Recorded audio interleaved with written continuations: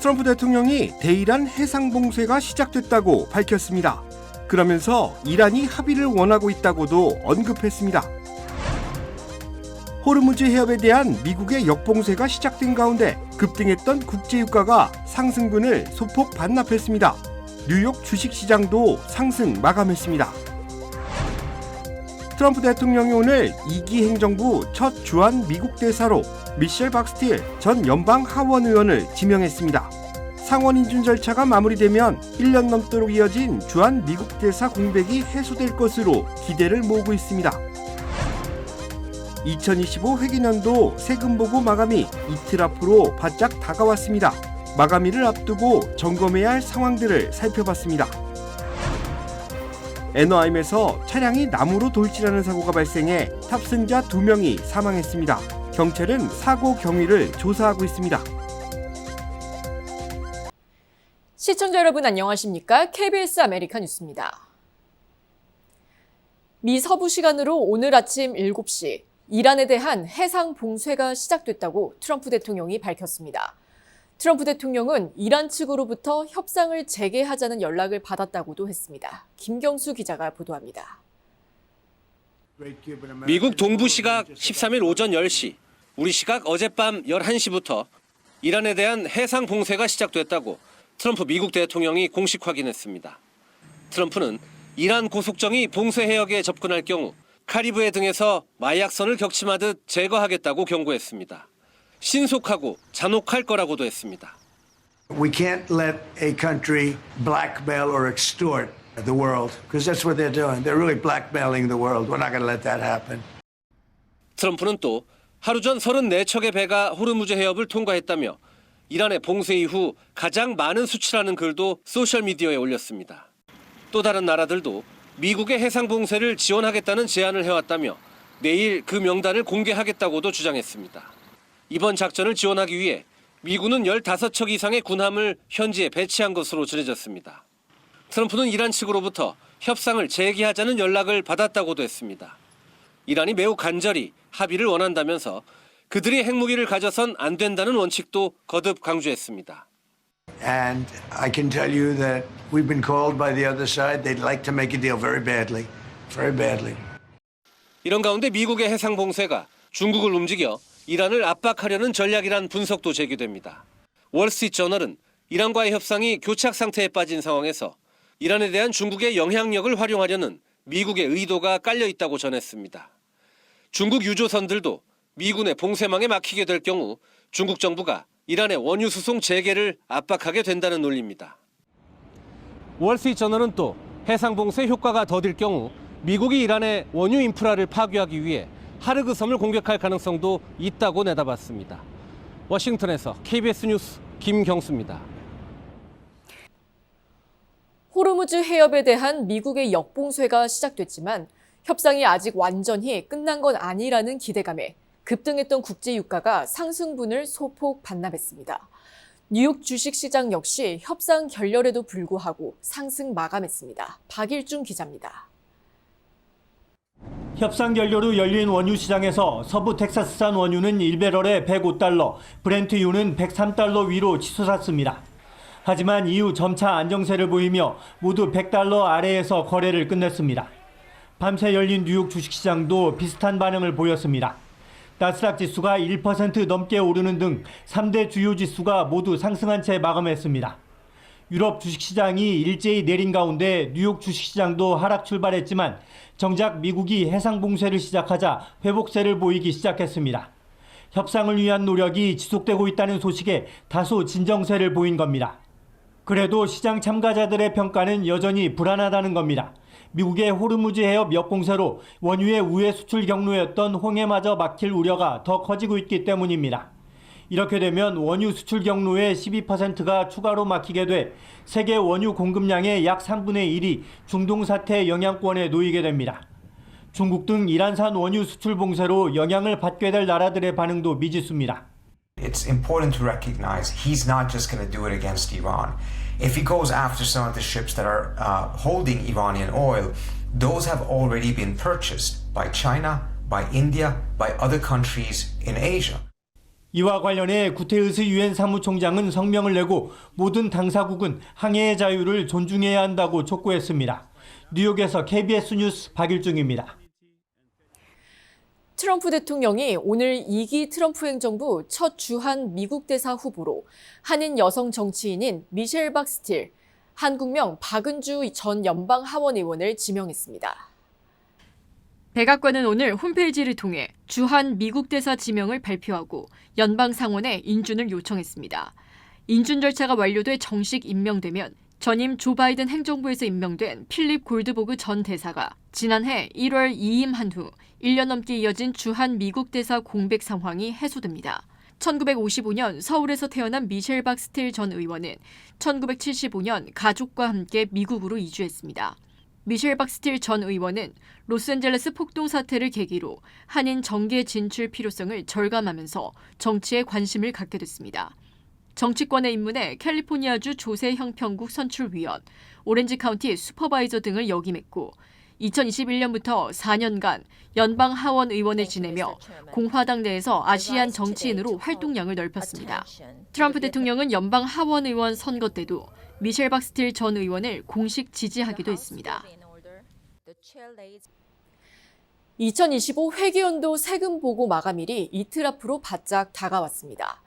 아직까지 세금 보고 절차를 다 마무리하지 않은 분들도 많은데요.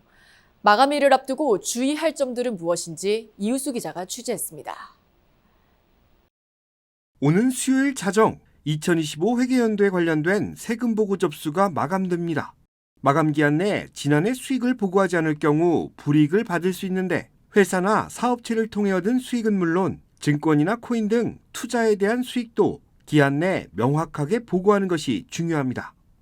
회계 전문가는 마감 기한을 넘길 경우 벌금과 이자가 붙기 때문에 제때 세금 보고 절차를 밟는 것이 우선이며 불가피하게 기한을 넘겨야 할 경우 납부해야 할 세금을 선납하는 것이 좋다고 조언했습니다. 하나도 안 내고 연기하는 분들도 많아요, 생각보다. 왜냐하면 시간적으로 또 저는 여러 여건들 때문에 그런데 웬만하면 certain amount, 예를 들어서 5만 불을 내야 된다. 그럼 하다못해 얼마라도 내고 연장해야죠. 안 그러면 페널티 인트레스트를 내는데 세금 보고 지연에 따른 벌금은 미납세금의 최소 5%부터 최대 25%까지 책정됩니다. 이와 별도로 8% 상당의 이자가 붙는데 미납이 장기화될 경우 더 많은 이자가 붙을 수 있는 복리 구조라 가급적 빨리 납부하는 것이 유리합니다. 한국 등 해외에서 근로하고 있거나 임대 수익이 있는 경우에도 주의를 기울여야 합니다. 시민권자와 영주권자에게는 해외 수익에 따른 세금 보고 의무가 부과되기 때문입니다. 임대주택 또는 임대상가, 그래서 임대소득이 있는 분들이 있고요. 그냥 금융소득, 예를 들어서 이자라든지 배당이라든지 주식 투자라든지 이제 어떤 형태의 소득이 발생하면 그 소득을 미국의 세금 보고를 해야 되는 납세자는 동시에 하시게 돼 있습니다. 어느 나라에 있든지 간에. 연방국세청은 지난해 진행된 1억 6,580만 건의 세금 보고 중 1,090만 건은 서면으로 접수가 이루어진 것으로 집계됐다고 밝혔습니다. 그러면서 온라인 방식이 아닌 서면으로 세금 보고를 진행할 경우 우체국 소인 기준으로 미납 여부가 판가름된다며 납세자들의 주의를 당부했습니다. KBS 뉴스 이우수입니다. 최고의 한인 암 전문의와 함께하면 치료가 달라집니다. LA 한인타운과 부에나파크에 위치한 USC 노리스 종합암센터. 언어나 문화적 어려움 없이 치료에만 집중할 수 있도록 한인 의료진이 상담하고 진료해드립니다. 다양한 분야의 전문의들이 협진을 통해 진단과 치료에 최선을 다하며 임상시험 참여의 기회도 제공합니다. 환자를 먼저 생각하는 마음. USC 노리스 종합암센터. 오늘 예약하십시오. 오늘 새벽 LA 다운타운에서 총격 사건이 발생해 30대 남성이 부상을 당하는 일이 벌어졌습니다. 총격 사건은 오늘 새벽 0시 25분쯤 이스트 유가와 크로커 스트릿에서 발생했습니다. 총격으로 39살 남성이 부상을 입어 인근 병원으로 이송됐습니다. 피해자는 안정을 찾고 있는 것으로 알려진 가운데 사건을 조사 중인 LA 경찰국은 도주한 용의자의 신원 확보에 주력하고 있습니다. 오늘 애너하임에서 차량이 나무로 돌진하는 사고가 발생했습니다. 사고 충격으로 차량 화재가 발생해 탑승자 2명이 현장에서 숨을 거뒀습니다. 애너하임 경찰에 따르면 오늘 새벽 0시 35분쯤 57번 프리웨이 인근 카텔라 에비뉴 동쪽 방면으로 향하던 녹색 지프 리버티 SUV 차량이 도로를 이탈해 길가에 있던 가로수를 들이받았습니다.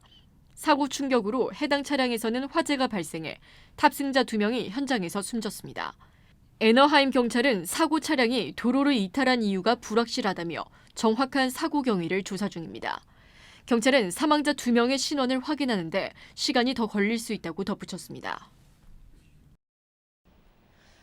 버지니아주의 유명 휴양지 버지니아 비치에서 한밤중 패싸움이 총격전으로 번져 10대 등 8명이 다쳤습니다.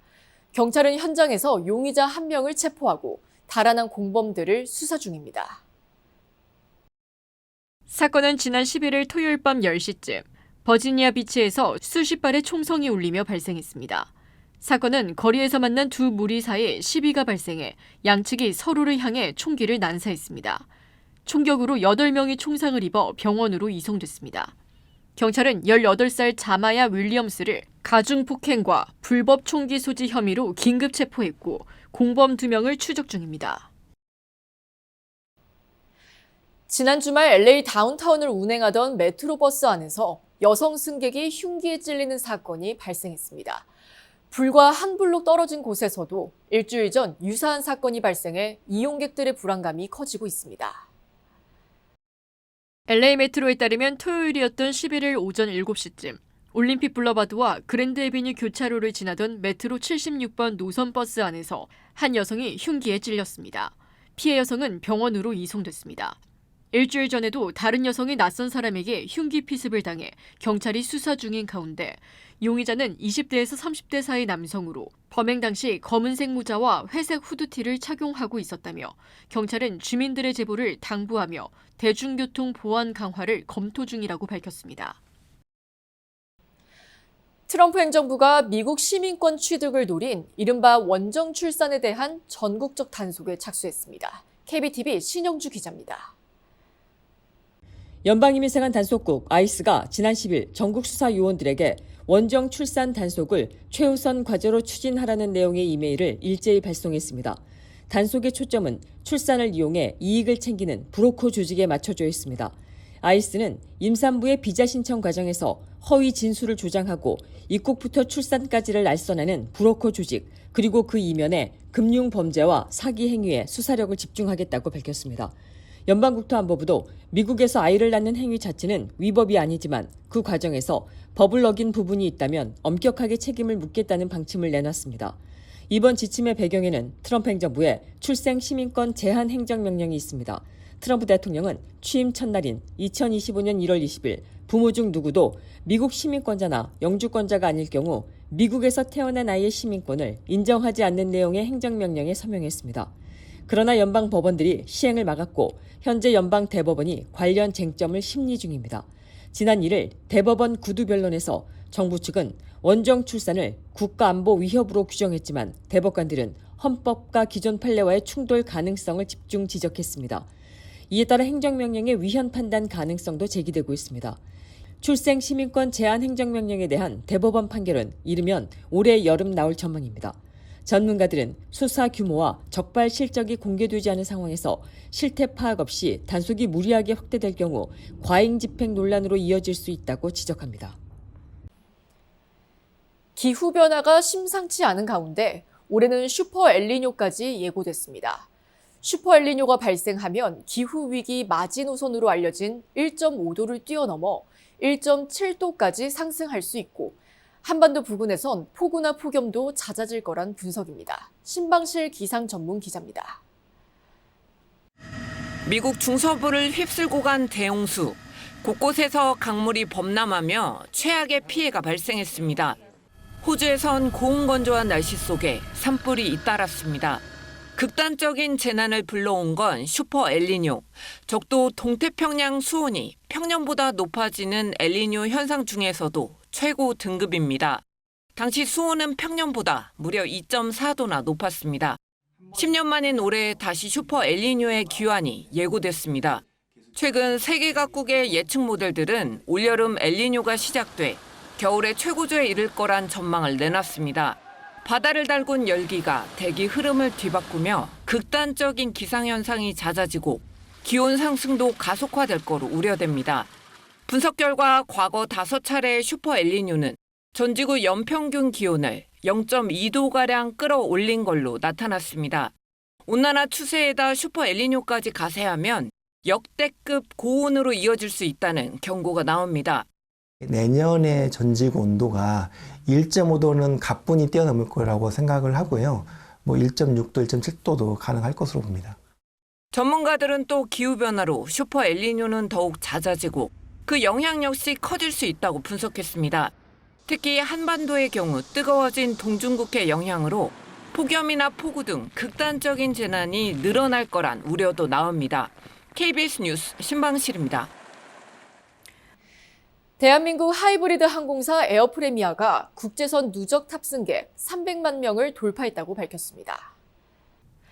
에어프레미아는 300만 명의 여정을 통해 총 11,458회의 국제선을 운항했으며 비행거리는 약 6,274만 킬로미터에 달한다고 밝혔습니다. 특히 72.3%에 해당하는 4,540만 킬로미터가 미주 노선으로 장거리 노선 중심의 질적 성장이 지속되고 있다는 점에서 의미가 크다고 설명했습니다. 앞으로도 수익성과 운영 안정성을 기반으로 내실 있는 성장을 이어갈 계획이라고 밝혔습니다.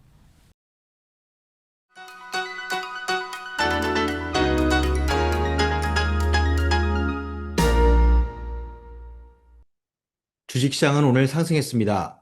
초반에 하락세를 떨쳐내고 강세로 상승 반전하는 데 성공했는데요. 내스닥이 2년 4개월 만에 9일 연속 상승하는 기록을 세우며 오늘도 회복세를 주도한 가운데 개장 내내 뒤처졌던 다우존스 역시 개장 초 410포인트까지 하락했던 셀러프 모드를 랠리 모드로 뒤집었습니다. 이란과의 협상이 깨지고 사실상 호르무즈 해협이 폐쇄된 가운데 상승한 국제유가는 불확실성을 키우며 분위기를 가라앉혔습니다. 하지만 우려와 달리 빠르게 진정된 투자 심리는 매수세 증가로 꾸준히 이어지며 장을 강세로 끌어올렸습니다. 6주차에 접어든 전쟁 속에서도 회복세는 3주차에 들어서며 속도를 높인 모습인데요. 그 결과 다우존스와 S&P 500은 나란히 올해 하락분을 모두 만회하며 플러스 구간에 진입했습니다. 내스닥만 유일하게 0.25% 부족한 수준까지 회복하는 데 그쳤습니다. 다만 오늘 골드만삭스를 시작으로 금융주들의 실적이 이번 주 줄줄이 발표되고 내일 생산자 물가지수도 공개되는 가운데 변동성 확대에 대한 긴장감은 오늘도 이어졌습니다. 지금까지 김재한이었습니다.